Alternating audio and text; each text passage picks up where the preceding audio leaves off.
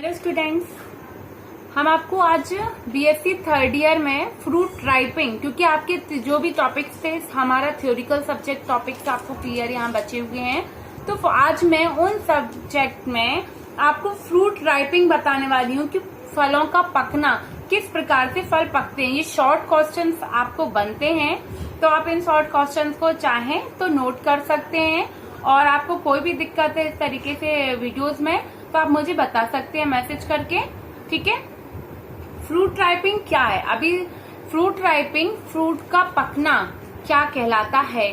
जब सीड बनता है, क्योंकि आप जानते हैं कि जब फर्टिलाइजेशन होगा उसके बाद फर्टिलाइजेशन जाइगोट बनेगा, फिर बीज बनेगा, और जब हम फ्लावर बनता है, फ्लावर में ही जो ओवरी वाला पार्ट है वो आगे जाके फ्रूट का निर्माण करता है। फ्रूट के अंदर सीड्स बनते हैं। इतना तो आप सभी को पता है कि किस तरीके से डेवलपमेंट की प्रोसेस होती है। ठीक है, तो फ्रूट राइपिंग के लिए देखिए इनमें कोई डायग्राम नहीं है, इसलिए मैं डायग्रामेटिक नहीं बना रही हूँ। आप सोचें कि वीडियोस मैम बोर्ड पे क्यों नहीं बना रही हैं, तो यहाँ पर डायग्राम आपको नहीं करना है।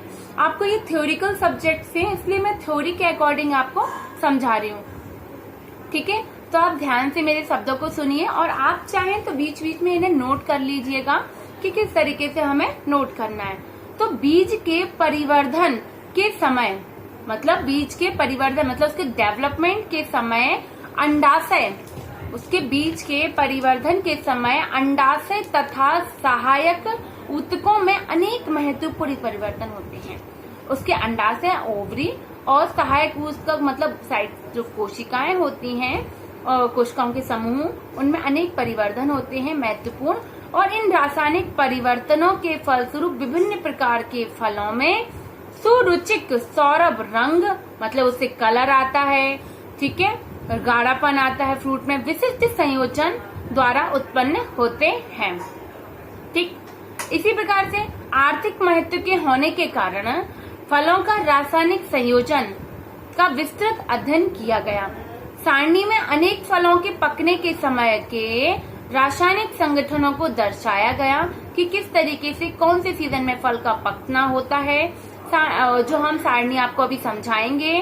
फलों के पकने के समय रासायनिक संगठनों को दर्शाना ही क्या है, ये फल का पकने की समय और प्रोसेस और अवधि ज्ञान कर होता है। ठीक है, जब फलों को उसके पौधे से काटकर पृथक कर लिया जाता है तो उसे फलों की परिपक्व अवस्था कहते हैं। जब फल खाने योग्य हो जाते हैं तब फलों की परिपक्वता अवस्था प्रदर्शित होती है। फलों के पकने के समय का सारा रासायनिक संगठन उपस्थित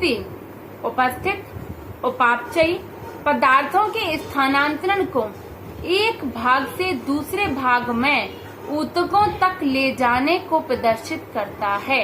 एक बार फिर से सुन लीजिए कि फलों के पकने के समय का रासायनिक संगठन, जब फल पकता है उसका रासायनिक संगठन उपस्थित उपापचयी पदार्थों मतलब उसमें जो उपस्थित उपापचयी पदार्थ है किसके अंदर, फल में। ठीक है, पदार्थों के स्थानांतरण, क्योंकि आदान प्रदान होगा, स्थानांतरण को एक भाग से दूसरे भाग में ऊतकों तक ले जाने को प्रदर्शित करता है। प्रकृति में फलों के पकने की विधि निम्नलिखित होती है। ठीक है, सभी में पकने की विधि निम्नलिखित है। अनेक पके हुए फलों में कार्बोहाइड्रेट जैसे मंड अथवा शर्करा, ठीक है, स्टार्च या वसाओं की मात्रा बहुत अधिक होती है। अनेक पके हुए फलों में कार्बोहाइड्रेट जैसे मंड, स्टार्च, शर्करा, वसाओं की मात्रा अधिक होती है, किंतु प्रोटीन्स की मात्रा बहुत कम होती है। किंतु क्या, प्रोटीन्स की मात्रा मतलब जो फ्रूट्स होते हैं इनमें प्रोटीन्स कम, इनमें वसा, फैट, शर्करा ये मात्राएं ज्यादा होती हैं, मंड। ठीक है, और प्रोटीन्स आप जानते हैं दालों से प्राप्त होता है। तो फलों के पकने के समय मंड जो होता है शर्करा में परिवर्तित होने लगता है। स्टार्च मीठापन लाने के लिए शर्करा में परिवर्तित होने लगता है। ठीक है, जैसे केला, सेब, इन फलों में मंड की मात्रा घटने लगती है, स्टार्च कम होगा तथा प्रोटीन एवं घुलनशील पैक्टिन की मात्रा बढ़ने लगती है। तो अब मैं जो टेबल बताने वाली हूँ, आप चाहें तो इस टेबल को नोट कर लीजिए। महत्वपूर्ण हेडिंग डालिए, महत्वपूर्ण खाने योग्य फलों के रासायनिक संगठन। ठीक है, ठीक। तो इसी प्रकार आपने नोट कर लिया है, महत्वपूर्ण खाने योग्य फलों के रासायनिक संगठन में परिवर्तन। सबसे पहले क्रमांक में जो क्रमांक का आप पॉइंट डालना चाहें तो क्रमांक का पॉइंट डाल लीजिए। दूसरा पॉइंट, कॉन्स्टिट्यूएंट्स, अवयव, कौन कौन से अवयव लिए हैं।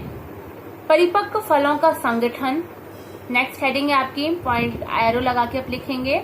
फिर नेक्स्ट में आप लिखेंगे खाने योग्य फलों के, पके फलों का संगठन।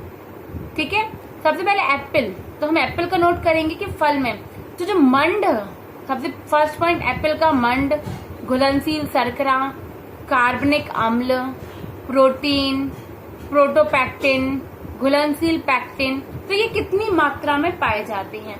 तो जो सेब है, सेब की मात्रा लिखिए। एप्पल में मंड होता है 2.0%, घुलनशील शर्करा इसमें पाई जाती है 7.5%, मीठापन होता है। कार्बनिक अम्ल, जिसे हम कहते हैं मैलिक अम्ल, इसमें पाया जाता है 1.0% मैलिक अम्ल। और प्रोटीन 0.2% इसमें प्रोटीन पाया जाता है।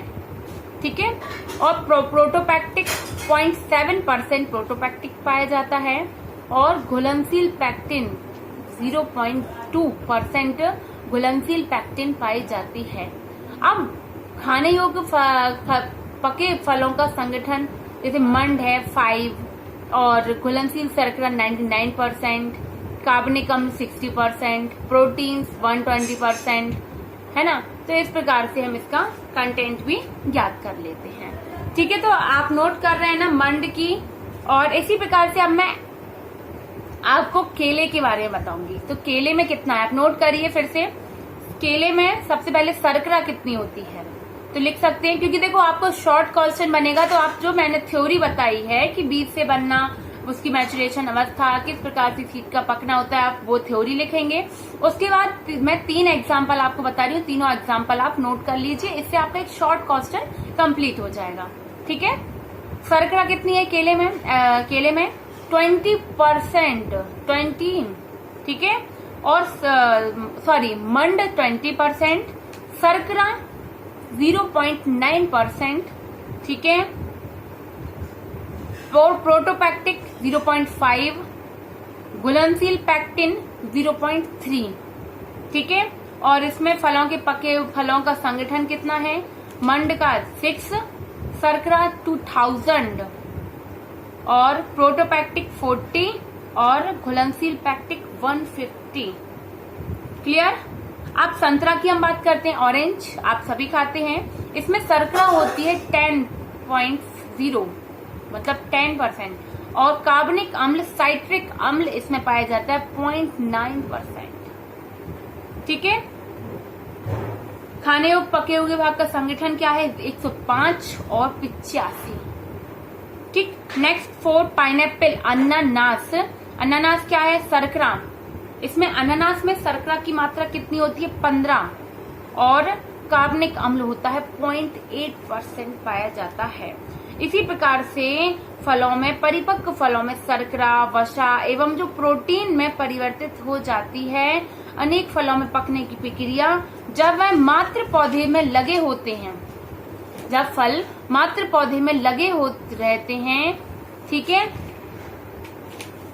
चलती रहती है और उनमें वह क्रिया उनमें बदलने की, परिवर्तित होने की, पकने की क्रियाएं चलती रहती हैं और उन्हें परिपक्व अवस्था में तोड़ने के पश्चात भी यह क्रिया निरंतर चलती रहती है। मतलब फल को हमने तोड़ लिया, आप कहते हैं कि हमने कच्चा फल को रख लिया फिर भी मतलब पक जाता है। आपने सुना होगा पपीता को भी पका लेते हैं अपन, केले भी पक धीरे धीरे मीठे हो जाते हैं, पक जाते हैं। आपने क्या बोलते हैं, अपना जो कई फलों में ऐसी प्रक्रिया होती रहती है कि फल तोड़ने के बाद भी पकते रहते हैं, निरंतर उनमें ये क्रिया चलती रहती है। भंडारण में फलों के का परिपक्व होता रहता है, किंतु इनमें बहुत लंबे समय तक भंडारण के लिए अनेक नियमन विधियां अपनाई जाती हैं। मतलब उसको पकाने के लिए कुछ विधियां भी अपनाई जाती हैं, जो आप जानते हैं कि कई केमिकल्स, आजकल केमिकल्स का भी यूज किया जाता है। तो समय संगठन होने वाले रासायनिक परिवर्तनों के साथ साथ कोशिकीय एवं उप कोशिकीय संगठनों में परिवर्तन किया जा सकता है। ठीक है। और मांसल फलों के पकने के लक्षण फलों के मुलायम होकर फल संरचना में परिवर्तन प्रदर्शित करते हैं। ठीक है। सेब के फलों का एक रोचक उदाहरण है जब यह फल अधिकतम आकार के हो जाते हैं। सेब का फल जब अधिक आकार का हो जाता है किंतु हरे रंग के होते हैं तो क्या करते हैं, इनमें श्वसन दर का मान घटकर कम हो जाता है किंतु फलों के परिपक्व के समय कुछ पूर्व श्वसन दर में स्पष्ट वृद्धि हो जाती है। इस प्रकार की श्वसन दर वृद्धि के साथ साथ फलों का पकना क्लाइमेटेरिक कहलाता है। मतलब इस प्रकार से फलों का पकाना क्या कहला रहा है, क्लाइमेटेरिक कहलाता है। सेब में क्लाइमेटेरिक शिखर पर फल पक जाते हैं और खाने योग्य हो जाते हैं। भंडारण में वातावरण में 3% ऑक्सीजन, 5% CO2, 92% नाइट्रोजन उपस्थित होते हैं। होने पर क्लाइमेटेरिक स्थगित हो जाता है तथा फलों का अधिक समय तक भंडारण किया जा सकता है क्योंकि इनका जीवन काल बढ़ जाता है। मैं एग्जाम्पल याद कर रही थी जिसका कि हम क्या खा रहे थे कि इसमें फल पक जाते हैं, तो मैंने कई एग्जाम्पल, सारे फ्रूट्स के साथ भी ऐसा होता है कि फल टूटने के बाद भी पकता जाता है। ठीक है। तो ये फल का पकना मैंने एग्जाम्पल्स भी बता दिए हैं, इसका ये दूसरे प्रकार का एग्जाम्पल बता दिए हैं। इनमें डायग्राम नहीं होते हैं इसलिए मैंने डायग्रामेटिक नहीं बताया आपको। ठीक है स्टूडेंट, थैंक यू।